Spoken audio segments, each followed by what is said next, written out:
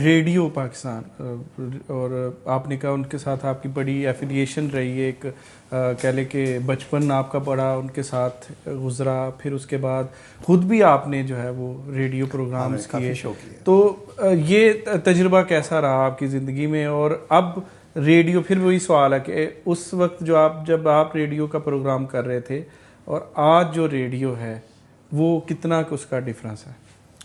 देखिए, जब मैंने जाना शुरू किया ना रेडियो, मुझे उन्होंने, जब मैं एमए में पढ़ता था तो मुझे एक प्रोग्राम होता था कैक्शा, वो यूथ का प्रोग्राम होता था। ठीक है। तो वो उसका कंपेयर मुझे लिया गया था। ठीक है। लेकिन रेडियो जो है वो बेसिकली कई काम करता था। मसलन इंफॉर्मेशन देता था, आपको तफरीह भी देता था, आपको इल्म भी देता, आपकी ज़ुबान भी दुरुस्त करता था। सही। यानी रेडियो समझ लें एक लाइव डिक्शनरी थी कि आप चलते फिरते रेडियो अगर सुनते हैं तो आपकी ज़बान दुरुस्त होना शुरू हो जाएगी। बिल्कुल ठीक है। आप रेडियो के मयार बना के बोलना शुरू कर दें। तो हमने वैसे रेडियो की शाम होते देखी है, रेडियो के अरूज के दिन निकल गए थे।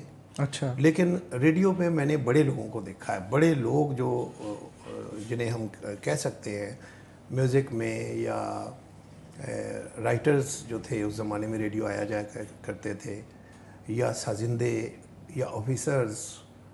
मसलन आज गज़लों की जो कॉम्पोजिशंस हैं उसके हवाले से मास्टर नज़र हुसैन कितना बड़ा नाम है, ठीक है ना, जिन्होंने नूरजहान के लिए मशहूर गज़लें टीवी पे कंपोज की। बिल्कुल ठीक है ना।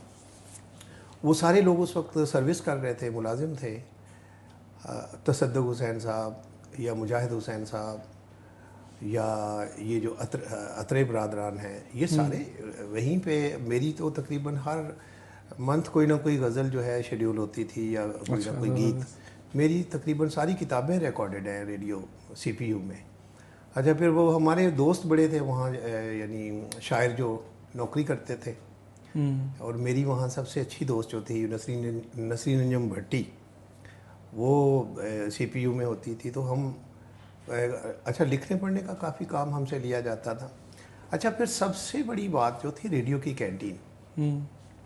रेडियो की कैंटीन जो थी ना, वो मजमे अनवार तो वो होती थी जहाँ पे हर तरह के लोग, यानी हम तो बैठते थे जाके शायरों के साथ बैठ गए एक टेबल पे, फ़र्ज़ करें चाय वाय पी रहे हैं, तो पता चला कि उस साइड पे जो कुछ आलिम बैठे हुए हैं, जो आए हुए हैं मजहबी गुफ्तगू करने, वो लगे हुए हैं। इस टेबल पे पता चला कि सिंगर बैठे हुए हैं, सलामत अली ख़ान या अमानत अली ख़ान बैठे हैं, कहीं पे परवेज़ मेहदी साहब बैठे हैं, कहीं ग़ुलाम अली बैठे हैं। तो इस तरह वो कैंटीन जो थी ना, वो तो बज़ाते ख़ुद एक तहज़ीबी अदारा थी। और वहाँ पे इल्मी गुफ्तगूएँ शायर लगे हुए हैं अपने, यार ये मिसरा देखिए कैसा है, तो वो लगे हुए हैं कि इस राग के मतलब इसमें वादी समवादी क्या है इसका, और वो गुफ्तगू चल रही है, उलमा अपनी कर रहे हैं। यानी वो एक तरह से प्रोग्राम रिकॉर्ड करने से पहले की तैयारी या रिकॉर्ड करवाने के बाद की सरशारी कि करवा दिया। तो बहुत ही अच्छा तजुर्बा था। और आप ऐसा कड़ा मयार था, ना आप गलत लफ्ज़ बोल सकते हैं, ना आप गैर मयारी गुफ्तगू कर सकते हैं रेडियो पे। मसलन मैं देखे जब ये एफएम आया तो मैं एफएम भी करता रहा हूँ, तो वो एक मैंने गुफ्तगू सुनी जिसमें जूते पे ही सारी गुफ्तगू कर रहे थे, तुम्हारे सर में जूता और तुम्हारे मुंह पे जूता, ये दो लड़की लड़का बैठे, इस तरह की गुफ्तगू। तो हमारी चूँकि तरबियत और तरह की थी, तो मैं हैरान रह गया कि लफ्ज़ जूता जो है इस तरह से रेडियो पे इस पे गुफ्तगू हो सकती है। यानी अच्छा, फिर ये कि स्क्रिप्टेड होती थी सारी बातें। बहुत माहिर आदमी जो थे ना, आलिम लोग, उनको इजाज़त थी कि वो ज़बानी गुफ्तगू कर लें। अच्छा। बाकी जो नए लोग हैं वो बिल्कुल लिख के वहाँ पेश करना है जो भी करना है, ताकि कोई गैर ज़रूरी ना बात। आजकल तो सारा फिलबदी चीज़ें चल रही होती हैं, फिलबदी है, इसीलिए मयार गिर गया ना उसका।